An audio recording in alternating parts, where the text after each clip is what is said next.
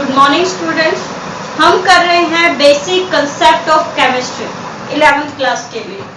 और कल हमने पढ़ा था एटॉमिक मास और मॉलिक्यूलर मास कि कैसे किसी का मॉलिक्यूलर मास हम क्या करते हैं, कैलकुलेट करते हैं। तो चलिए अब हम करते हैं कुछ लॉज हैं केमिकल कॉम्बिनेशन के कि कोई केमिकल रिएक्शन है वो कैसे कंप्लीट होती है, ये 5 लॉ के ऊपर क्या करती है, डिपेंड करती है। तो हम पढ़ते हैं laws of chemical combination.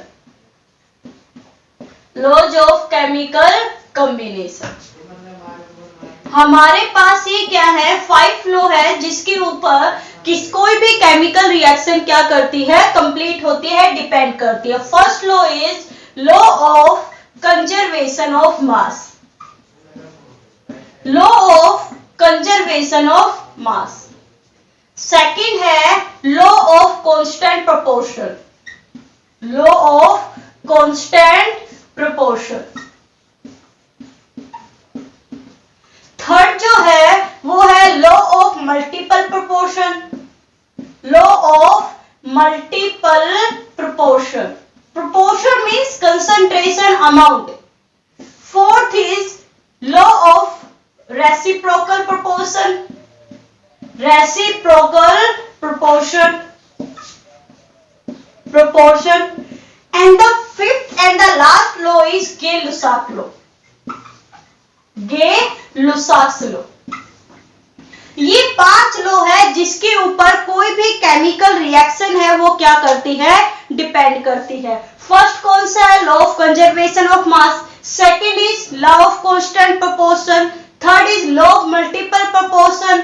Fourth is law of reciprocal proportion and the fifth is the Gay Lussac law.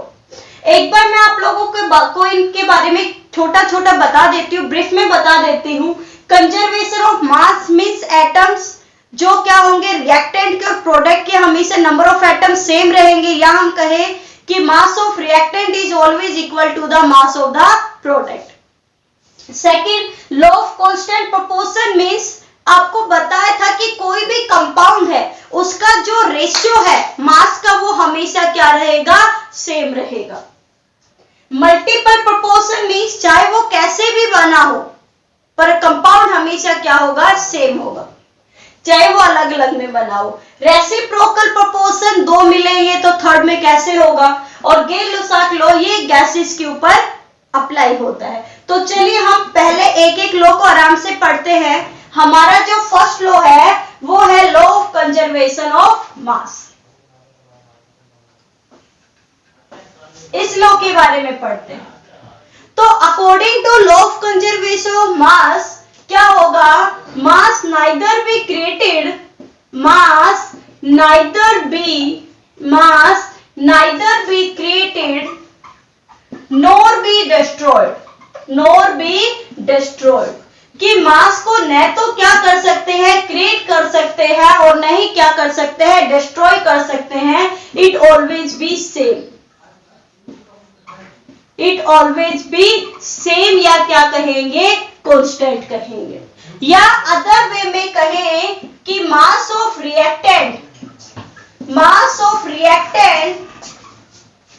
Is always equal to the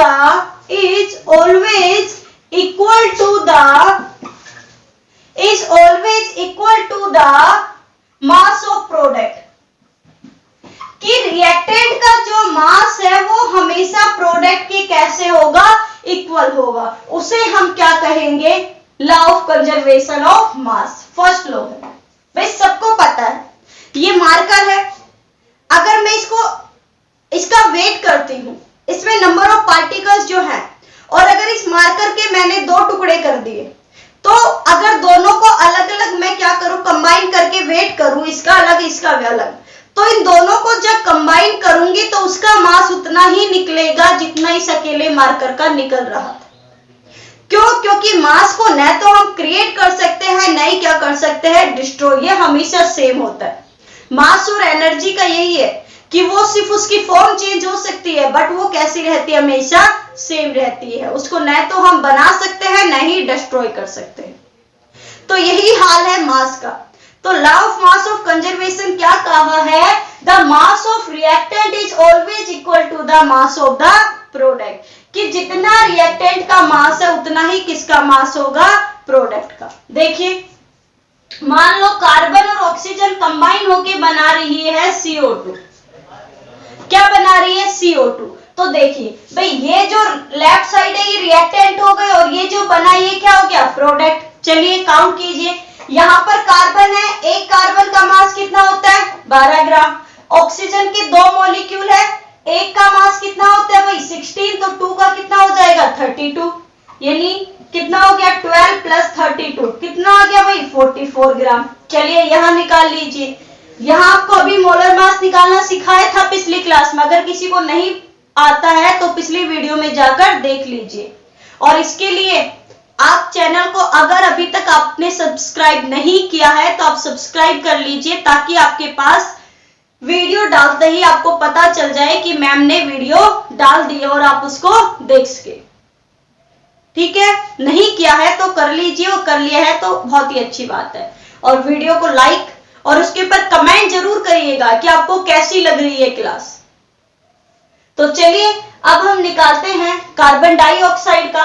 तो C का कितना होगा भाई 12, ऑक्सीजन 2 है, एक का कितना होगा 16, यानी वही हो गया 12 प्लस 32 कितना हो गया 44 ग्राम। तो देखिए रिएक्टेंट का मास कितना है 44 ग्राम और प्रोडक्ट का मास भी कितना है 44 ग्राम, यानी यहाँ mass of reactant is equal to the mass of the product. तो बताओ क्या इसके ऊपर ये लॉ अप्लाई हो रहा है, नहीं हो रहा है। तो किसी भी केमिकल रिएक्शन के लिए फर्स्ट कंडीशन यही होती है कि mass of reactant is always equal to the mass of the product, कि रिएक्टेंट का मास हमेशा प्रोडक्ट के कैसा होना चाहिए, इक्वल होना चाहिए। ठीक है, अब इसके ऊपर करते हैं न्यूमेरिकल। अब इसके ऊपर क्या करेंगे, न्यूमेरिकल। इतना आपको समझ में आ गया। चलिए आप लोग साथ में नोट डाउन करते रहा करो, पढ़ते रहा करो। तो क्या होगा, law of chemical conservation of mass में क्या होगा भाई, कि mass of reactant is equal to the mass of the product. जैसे हमारे पास न्यूमेरिकल है, क्या है हमारे पास न्यूमेरिकल है।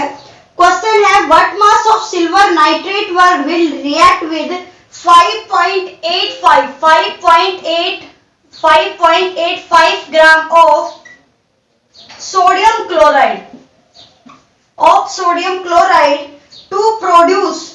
to produce 14.35 gram of silver chloride and 8.5 gram of sodium nitrate NaNO3 if the law of conservation of mass is true or not। तो पहला क्या पूछा है कि सिल्वर नाइट्रेट का वेट बताना है। किसका वेट बताना है, सिल्वर नाइट्रेट का। इसने कहा क्या है कि सिल्वर नाइट्रेट, क्वेश्चन में क्या है, if silver nitrate react with the NaCl to produce AgCl and NaNO3, और कहा है इनकी वैल्यू आपको गिवन है। NaCl कितना गिवन है 5.85 ग्राम, AgCl कितना गिवन है आपको 14.35 ग्राम और NaNO3 कितना गिवन है 8.5 ग्राम। और पूछी किसकी वैल्यू है, AgNO3 की वैल्यू। किसकी वैल्यू पूछिए, AgNO3 की वैल्यू। तो हमें पता है कैसे निकालेंगे हम अब इसको भाई। ये चीज आपको न्यूमेरिकल में ये पहले तो ये बताया गया है, if silver nitrate react with the sodium chloride to produce silver chloride and the sodium nitrate, और साथ में इनकी क्या गिवन है, अमाउंट गिवन है। और पूछी किसकी है, सिल्वर नाइट्रेट की। तो अब पढ़कर हमें क्या पता चलेगा, हमें पता है क्या लिखेंगे, as we know according to law of conservation of mass the mass of reactant is always equal to the mass of the product. तो हम क्या लिख सकते हैं भाई, x plus 5.85 is equal to the 14 14.35 plus 8.5 gram, yes और no? किसकी value निकालनी है? x की, इक्वल टू क्या हो गया? 14.35 प्लस 8.5, यहां ये जाके नेगेटिव में हो जाएगा 5.85, और क्या आ जाएगा इसका आंसर? तो यहाँ पर जो x की वैल्यू है आप लोग आसानी से निकाल सकते हो। x की वैल्यू है वो कितनी आ जाएगी? 17.0। कितनी आ जाएगी? 17.0। किसके लिए आ जाएगी? सिल्वर नाइट्रेट के लिए।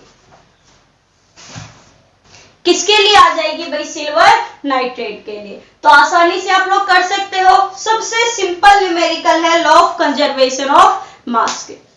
तो हमने पढ़ा फर्स्ट लॉ क्या है हमारे पास? Law of conservation of mass में क्या था भाई? Mass of reactant is equal to the mass of the product. अब आपसे इनमें किसी की भी वैल्यू पूछ ले, चाहे आपको इन दो की वैल्यू गिवन हो और एक इसकी वैल्यू पूछी हो और AgCl की आपसे पूछी हो, है ना?